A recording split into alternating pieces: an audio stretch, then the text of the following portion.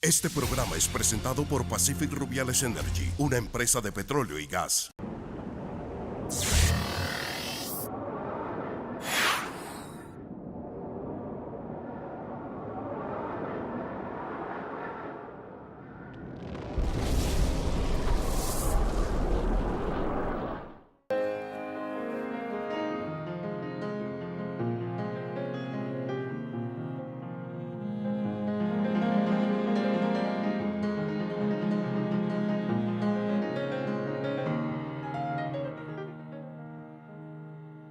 Yo cargué a mi mamá, la llevé al baño de la clínica, la desnudé y la bañé.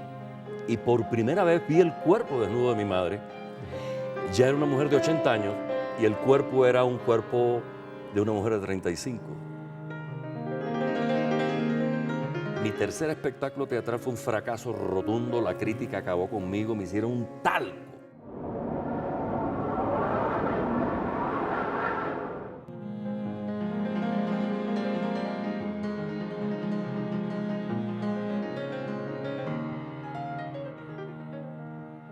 ¿La muerte y el miedo son amigos? Yo creo que sí, yo creo que el miedo siempre es la peor sensación que puede tener el ser humano. El temor te hace cometer muchos errores y los errores cuestan caro. ¿Por qué la guerra lo toca, Jorge? No, la guerra te toca, te cambia, es la vida y la muerte. Eso no hay alternativa. Yo estuve en Angola, yo alfabeticé en Nicaragua con 16, 17 años, entonces eso es un antes y un después. Cuando yo llegué a Cuba y llegué llegué a Cuba y yo no sabía si había llegado a Cuba. Estuve en cuarentena, fue un momento, acuérdense que unos años después surgió el SIDA, apareció todo, se pensaban... Claro, ustedes llegaron y estaban aislados de todo. Aislados 50 días. Y a los 50 días yo no sabía dónde estaba. Yo no sabía si estaba todavía en Angola o si estaba en África o si estaba en Etiopía, donde yo estaba. Tú sabes que en el ejército uno no sabe nada. Tú eres un soldado y eres un número Y entonces me dijeron, Jorge, recoge tus cosas que te vas para tu casa. Yo creí que me iban a llevar a un aeropuerto a coger un avión porque yo no tenía conciencia, o a un barco. No, me montaron un jeep y llegué a La Habana. Y cuando llegué a la puerta de mi casa, mi ex esposa abrió la puerta y yo no fui capaz de pasar la puerta. No podía, yo no podía creerlo. Ella me coge de las manos, me lleva al baño, me desnuda y me baña. Y me dice, me lleva a la habitación y me dice, esto te voy a preparar qué comer. Y se fue a preparar qué comer. Y cuando ella regresó con la comida, yo estaba debajo de la cama en la trinchera. Aún aturdido con el sonido de las bombas y los disparos. Uno no sale de eso, de la situación de cuando me toca. Uno sabe que nace y que se tiene que morir, Sí, pero tú dices, hay un recorrido de vida. Sí, es Me tendré que morir, yo no pienso nunca en la muerte, me tengo que morir el día que me toque. Pero uno cuando vive, a menos que te enfermes, no estás pensando en la muerte. Pero ahí sí hay que pensar en la muerte.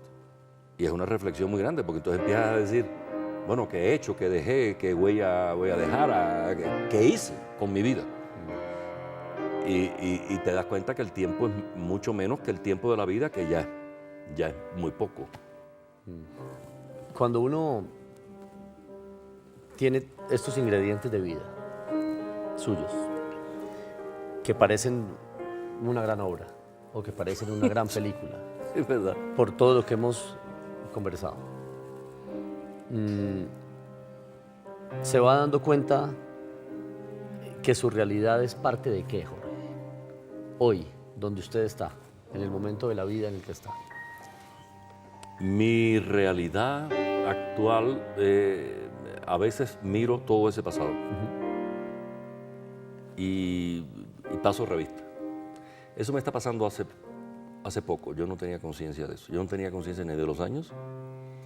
Siempre tuve los años que tuvieron los personajes. Ahora ya me doy cuenta que yo tengo tiempo, tengo años. Y, por ejemplo, desde el punto de vista artístico,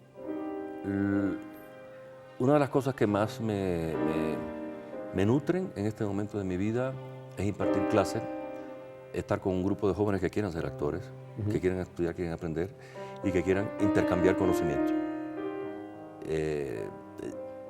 Tengo conciencia, y no es vanagloria, tengo conciencia de un conocimiento adquirido que necesito depositar en otros.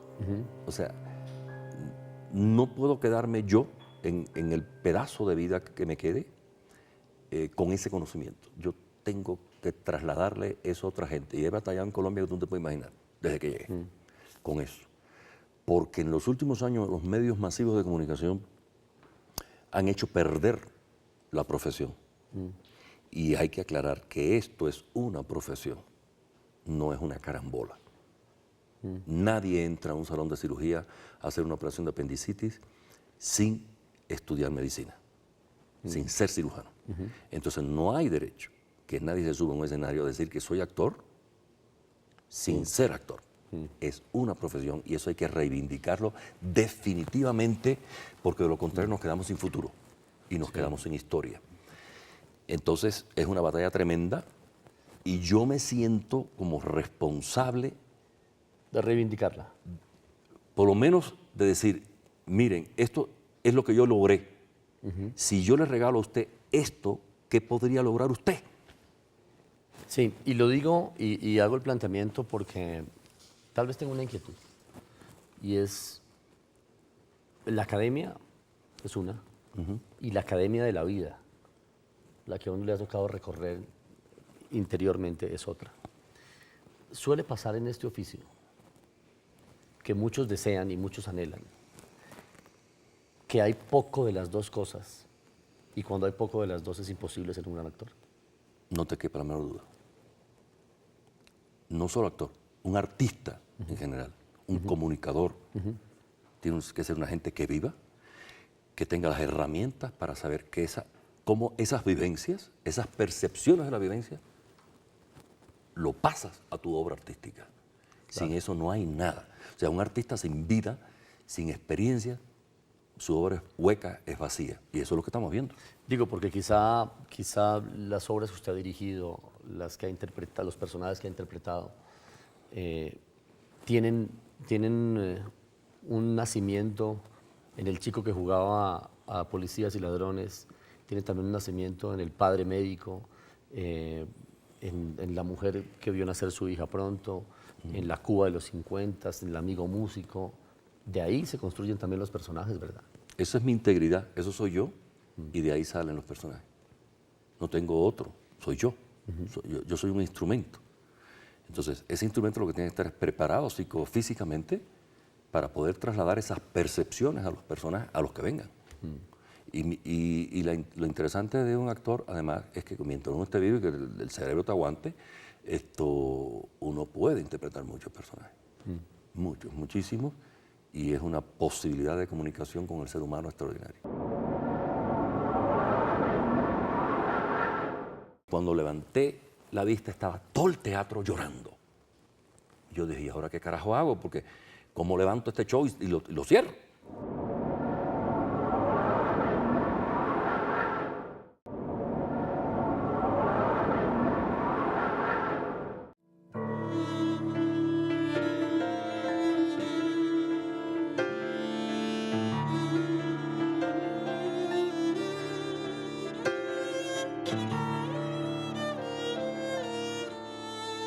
Jorge, si yo le pidiera, y si pudiera subir esa escalera, usted, hasta el último escalón, y le pidiera que le dijera algo al mundo, ¿qué le diría? Es temprano todavía en este mundo.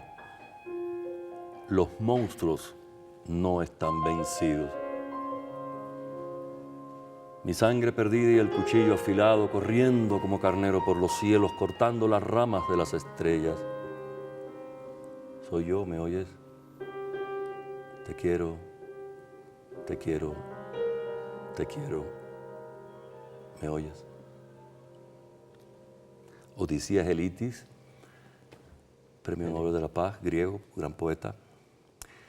Ese poema tiene que ver muchísimo conmigo. Una gira grande en el año 86 por la Argentina. yo llego a Montevideo, un festival maravilloso de teatro que hay en Montevideo que convoca, es el único festival de teatro del mundo que convoca a la prensa. Y lo que sucede ahí es... Fenomenal. No, fenomenal, fenomenal.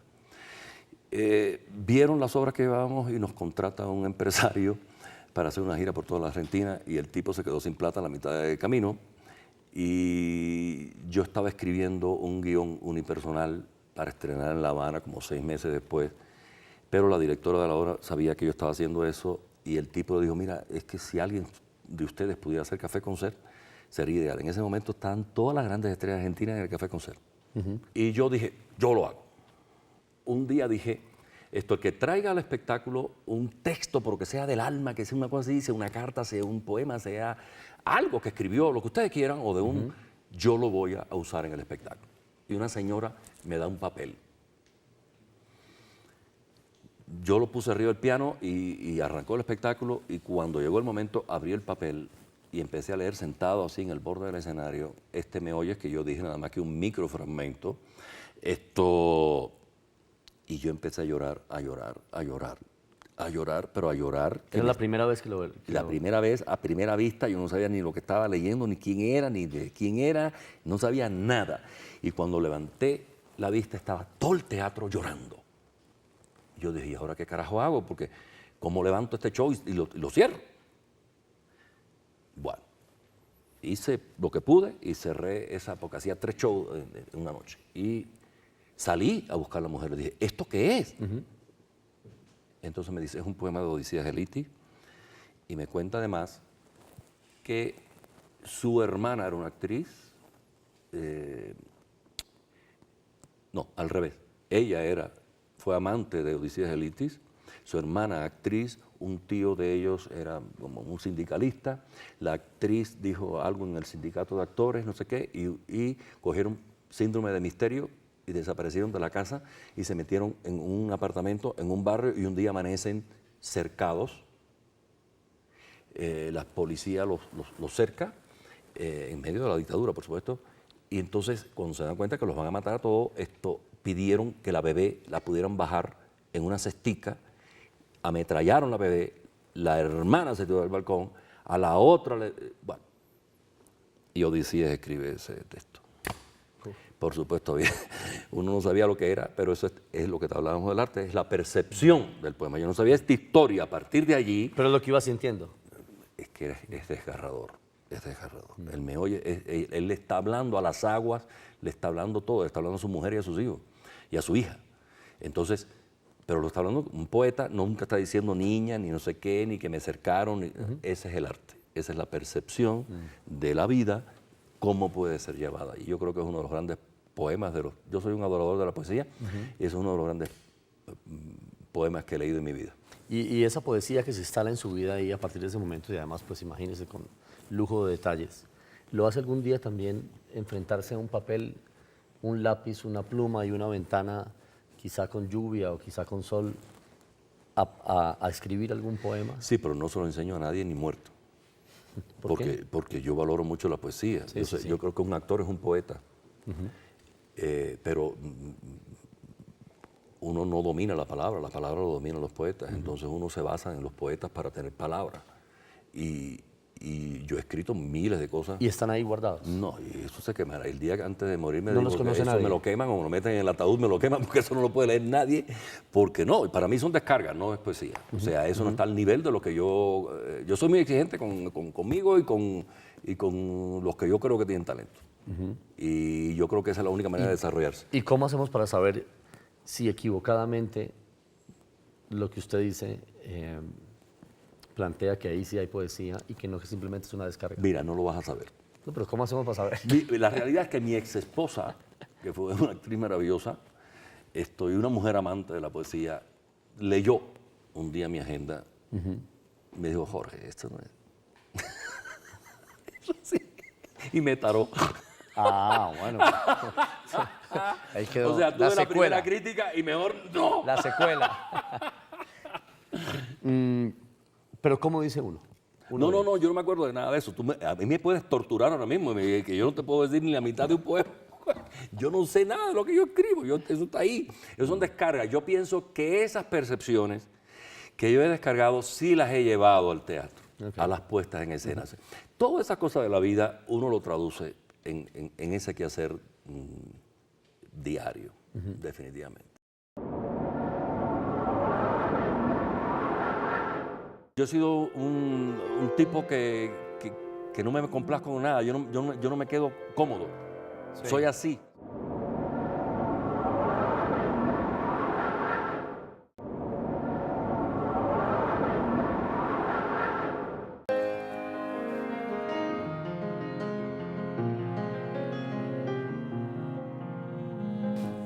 Jorge, revisando cositas, yo encontré este disco que lo he oído y tuve la oportunidad de oírlo alguna vez, quizás cerca de su lanzamiento. ¡Wow! ¿Y eso cómo lo llevo? ¿Te llevo a tus manos? Bueno. Están en un cajón en mi casa los discos. Este trabajo musical ansía hacerlo hace muchos años, pero la vida no me lo permitió. ¿Por qué no se lo permitió la vida? Mi generación fue una generación que pasó mucho trabajo desde el punto de vista material. ¿Ok? Ya les dije que desde niño canté. Cuando llegué a La Habana, en la época esa de la Escuela de Arte, yo tenía un amigo, el maestro Pedro Coto, un pianista extraordinario, que era de mi pueblo, y fue con la primera persona que me acompañó ese día, que el amigo de mi papá. Y Pedro trabajaba en un nightclub que se llamaba Casbah. Y en los primeros meses de estar en La Habana, yo no conocía más nadie, y ese era mi amigo. Entonces yo me iba al nightclub todas las noches a ver cómo ellos tocaban, porque adoro la música. Y él me decía, sube Jorge y canta. Y yo cantaba y cantaba y cantaba. Entonces un día Peruchín, un gran jazzista que era el director, me dice, ven acá chico, tú vienes todas las noches aquí, cantas con nosotros y no cobras. ¿Por qué tú no te conviertes en el cantante del grupo? Y de esa noche empecé a cantar esos boleros, que son las canciones del film. Entonces, nunca las grabé. Después en el Music Hall, ya cuando yo me gradué, pues hacíamos las comedias musicales, inclusive me batí con una ópera de cámara, el retablo Maese Pedro de Manuel de Falla, y todo eso, entonces, la música. Pero el problema es que yo era un joven con tantas posibilidades de hacer tantas cosas, que entonces me dispersaba. Sí. Y uno de los maestros me dijo, tú tienes que aclarar, ¿tú quieres ser cantante? ¿O quieres ser actor? ¿O quieres ser bailarín? ¿Quieres ser mimo? ¿Qué es lo que tú quieres ser? Porque todo esto tú lo haces en el Music Hall, pero lo haces a media. O sea, en el Music Hall tú eres un actorcito, y yo en esa época era un chico que podía parar el tráfico, era remero, estaba dorado por el sol, los pelos los tenía acá, no era un viejo calvo barrigón, y las niñas gritaban y esas cosas. Entonces, todo eso era agradable. Y bien, pero no, por esa vía no llego a Hamlet, ¿me va a entender? Y cantando esas canciones tampoco canto esto, tampoco era el cantante. Bailaba un poquito y era mimo otro poquito, porque en el musical se hace todo eso. Pero realmente, ¿qué eres? Entonces yo decidí por el teatro dramático. Y dejé de cantar, dejé de hacer todas esas otras cosas que en ese unipersonal que hice en la Argentina sí lo hago. ¿Ok? El teatro de títeres y todo eso. Pero me quedé con esa deuda conmigo mismo. Es una deuda conmigo porque gracias a esas canciones y ese grupo yo pude pagarme la escuela. No la escuela porque la beca era gratis, pero sí la casa de huéspedes y la comida, etcétera, etcétera. Pero entonces está bien ser disperso, porque una cosa puede ir haciendo que otras se logren. Yo creo, eso es lo que sucedió conmigo, ¿no? Cosas que aprendí de un lado, cosas que aprendí de otras técnicas, de otras técnicas, configuraron lo que yo soy en este momento. Y bueno, le doy gracias a la vida porque fueron experiencias. Yo he sido un tipo que no me complazco con nada, yo no me quedo cómodo. Sí. Soy así, sí. Hasta que llega un momento que uno tiene que definir cosas. Y las tienes que definir como para poder desarrollar algo en concreto. Nadie logra una técnica limpia si no le dedica muchas horas de estudio y de trabajo a la técnica. Entonces, había que definir. Y aquí hay una que me llama la atención muchísimo. Y es, dedico a mis seres queridos, vivos y muertos. ¿Dónde están los muertos seres queridos suyos? Están en mi alma, están en mi corazón, están en ese inconsciente universal que ha sido la vida. En ese momento habían muerto mis padres, los dos. Y mi hermana Aurelia, que creo que, mi hermana mayor, que fue el ser humano que más aportó a mi existencia, pudo oír el disco, pero se murió. Pero lo vio. Entonces yo creo que esa es una tecla que yo no quiero tocar nunca porque se me abre la compuerta. Sí, hay personas que definitivamente aportaron mucho a mi vida. Y yo sentí que soy huérfano cuando murió mi hermana. Y yo eso no lo he podido resolver. Yo ya llevo 3 años, yo soy una persona muy fuerte, pero eso me arañó la vida porque tengo una rabia terrible con la vida, porque esa mujer no se podía haber muerto, porque esa mujer era un ser extraordinario y tenía 70 años cuando murió. Entonces, un cirujano maxilofacial, una gente que trabajó para el cáncer, y en mi vida me enseñó a nadar, me enseñó a montar bicicleta, me enseñó a bailar, me enseñó a manejar, me enseñó todo lo que yo sé. Y cuando yo dije que yo no iba a ser médico, sino que iba a ser actor, y todo el mundo me negó la posibilidad, ella dijo, Jorge va a ser actor. Y patrocinó ese proceso mío de estudio. Entonces, claro, es un ser que, aunque yo he estado tantos años fuera de mi familia y fuera de mis cosas, el teléfono existe, las comunicaciones existen. Y llamar y decir, hola, ¿cómo tú estás? Y sentir esa voz, al no sentirla, ha sido muy Hay difícil frío. para mí. Frío. ¿Eh? Hay frío. Hay congelación, no frío, un frío inmenso. Soledad. Soledad. Exactamente es eso, es pérdida, orfandad, más bien. Eso sí. Entonces, eso es difícil en la vida asimilarlo. Yo he transitado por todo esto que te he conversado, que he tocado tópicos que no he hecho en ninguna entrevista. Y de todo he ido saliendo, a veces con más trabajo, con otros. Pero hay cosas que te dejan marcas muy profundas y es donde tú tienes que decir, bueno, ¿dónde está el ser humano que eres? Levántate y para adelante y aprovecha todo eso que te dejaron. Y bueno, ese es el disco. Hay cosas que se resuelven y cosas que se alivian. Yo, con mucho respeto, quiero proponerle algo, porque le oí decir que eso no lo ha resuelto. Pero es posible que uno alivie cosas. Si ella estuviera acá con nosotros, en este instante, ¿usted qué le diría? No sé, puedo decirle te amo, de verdad. Yo no puedo decir te amo a todo el mundo. A ese ser, donde quiera que esté, yo le puedo decir te amo. Y sé qué cosa es el amor. El amor tiene muchas aristas. Y esa relación entre Aurelia y yo es una relación amorosa de incondicionalidad. Entonces me parece que es un amor extraordinario. Ella fue como la segunda madre, en fin, es muy complicado eso. ¿Y esos amores son capaces de superar estos planos y manifestarte quizá el mismo sentimiento en otra vida, con otra relación? Es decir, quizá esos amores vienen también de otros tiempos. Yo no sé, hay quien cree en eso, yo no tengo esa convicción. Yo creo que uno se muere y se fue. Y por eso me da la pataleta, porque pienso que es una persona que no merecía haberse ido.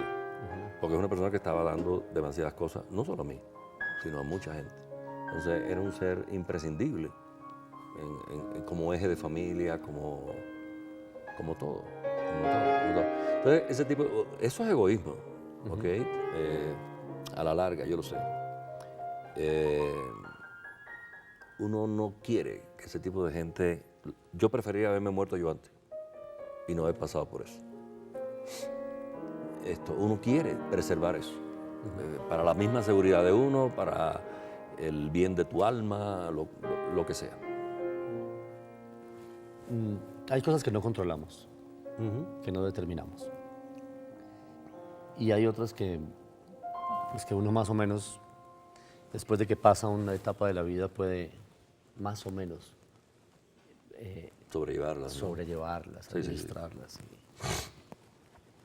Si instaláramos acá un micrófono y un par de tablitas muy modestas, y yo le pidiera a Jorge que usted eligiera entre cantarme un bolero o recitarme un poema, o decirle a ella que la quiere, o hacer la interpretación de un monólogo, o dirigir a alguien para que se suba a decir algo, o apagar la luz, ¿usted qué haría? En este instante, apagaría la luz. Jorge, muchas gracias. Gracias a ti. Gracias.